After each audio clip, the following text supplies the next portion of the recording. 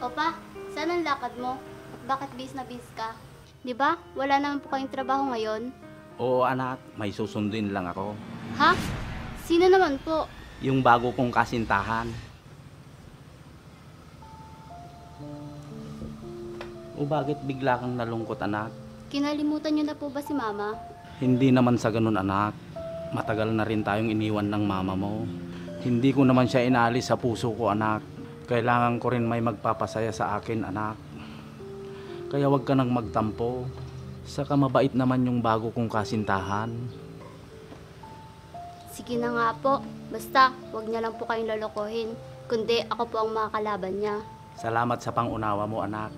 Sige, alis na ako. Sige po pa, mag-iingat po kayo. At magluluto na rin po ako ng makakain. Sige anak.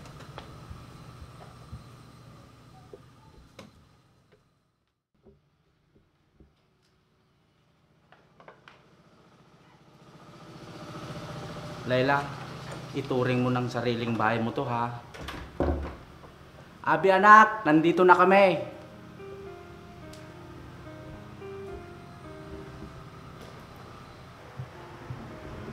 Opa, andyan na po pala kayo. Anak, si Tita Layla mo pala. Paano po, tita? Masaya po akong makilala kayo, tita. Ako rin, Abby. Masaya ako at natutuwa na nakilala kita. Matagal ka nang kinukwento sa akin ng papa mo. At ang bait-bait mo daw. Mabait rin po kasi si Papa, kaya nagmana po ako sa kanya. Nako, ang lambing naman ng batang to. Tiyak, magkakasundo tayo. Anak, dito na rin titira ang Tita Layla mo. Mukhang mabait naman si Tita Layla pa. Huwag mo na akong tawagin tita. Mama na lang ang itawag mo sa akin. Okay ba sa'yo yon? Sige po, ma. O sige, maupo muna kayo. At maghahain muna ako ng pagkain natin para makakain na tayo.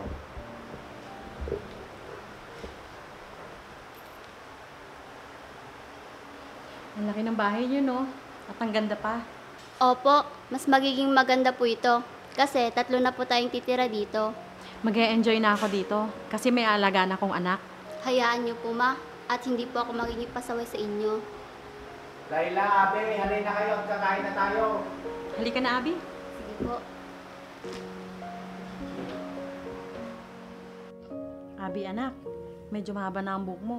Baka gusto mo na magpagupit. Layla, anak, papasok muna ako sa trabaho ko. Kayo munang bahala dito ha. Mag-ingat po kayo pa. Mahal, ikaw nang bahala sa anak ko. Oo, mahal ako ng bahala dito. Total, mabait naman tong batang to. O siya, sige, alis na ako. Mag-iingat ka. Sige.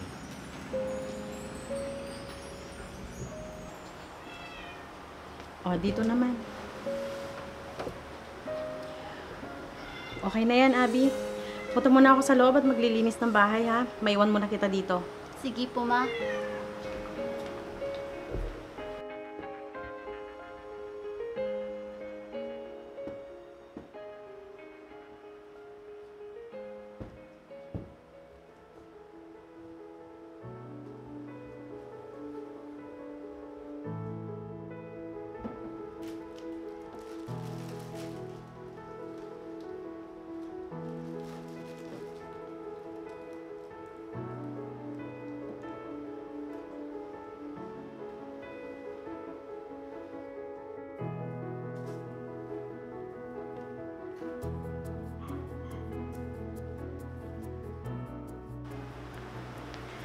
Ay, sa wakas at natapos din ako.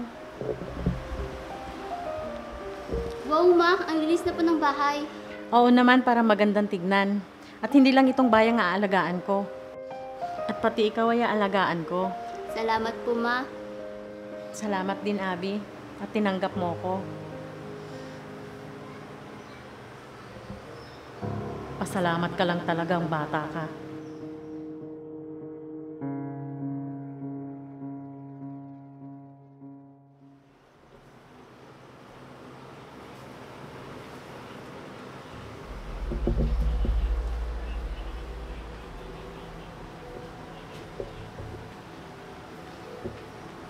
Layla, mahal.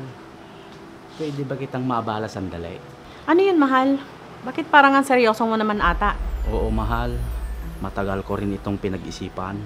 At sana mas lalo ka pang lumigaya sa piling ko. Anong ibig mong sabihin, mahal?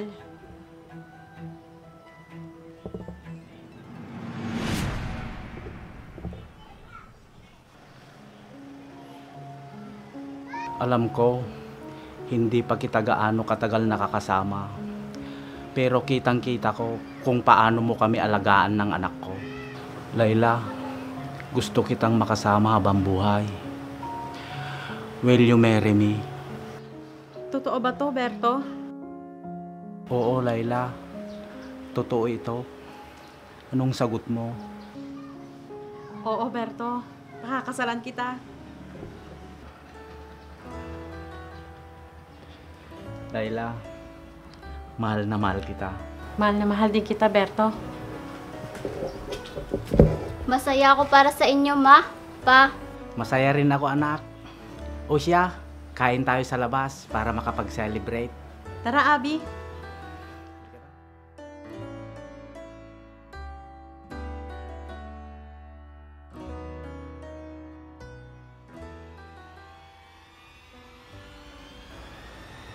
Hoy, Abby! Maghugas ka nga ng mga pinagkainan natin. Pagkatapos, maglinis ka rito sa sala at nang makapagpahinga ako. Kakatapos ko pa lang po maglaba, ma. Baka po pwedeng kayo na lang. Inuutusan mo ko? Magiging asawa na ako ng papa mo. Kaya pagsilbihan mo din ako.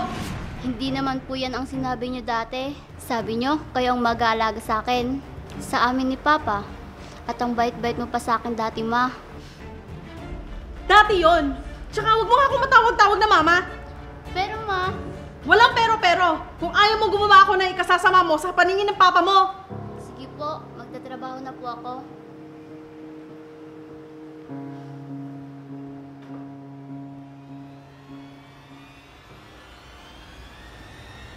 Hoy, Abby!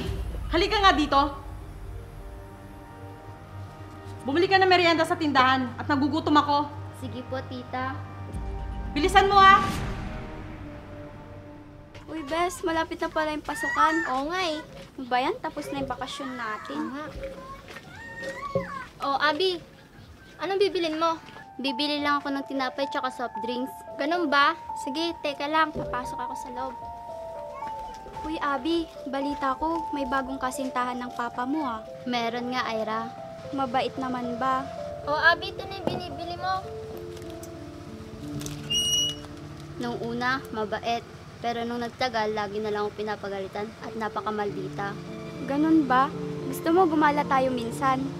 Oo nga, Abi. Pasyal tayo. Sama ka sa amin. Sige, para makapaglibang naman ako. Sige, huwag mong kakalimutan yung gala natin ha. Sige, alis na ako.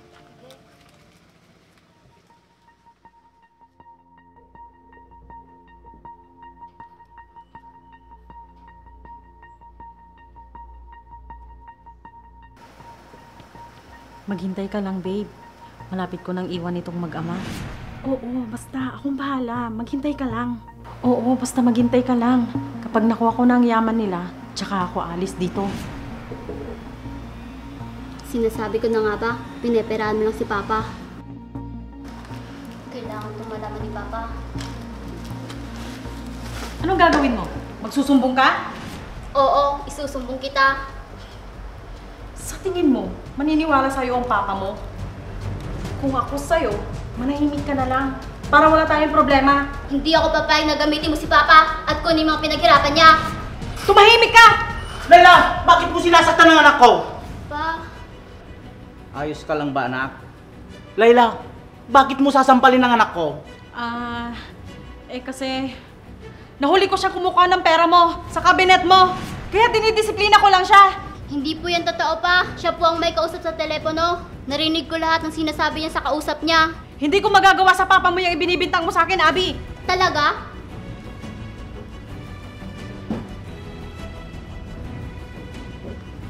Ano to, anak?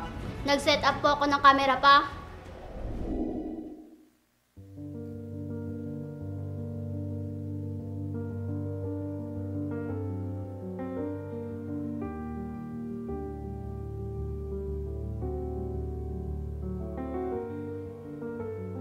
Kailangan kong gumawa ng paraan para maniwala sa akin si Papa.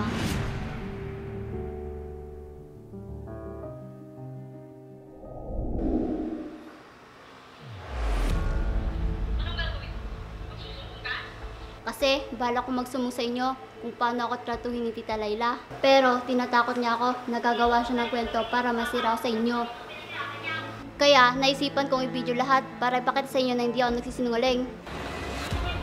Maniniwala sa'yo ang papa mo. Kung ako sa'yo, manahimik ka na lang para wala tayong problema. Lumayas ka sa pamamahay ko! Hindi ko sinasadya, Berto. Nadala lang ako ng galit ko. Nadala ng galit? Hindi rason yan para saktan mo ang anak ko! Patawarin mo ako, Berto. Lumayas ka na! Ikakasal na tayo, di ba? Huwag natin sirain ang pamilya natin. Walang kasal na magaganap! Pero, Berto, Ayaw kong magkaroon ng isang nanay ang anak ko! Nakagaya mong manloloko! Berto! Bitawan mo ako, Layla! Lumayas ka na!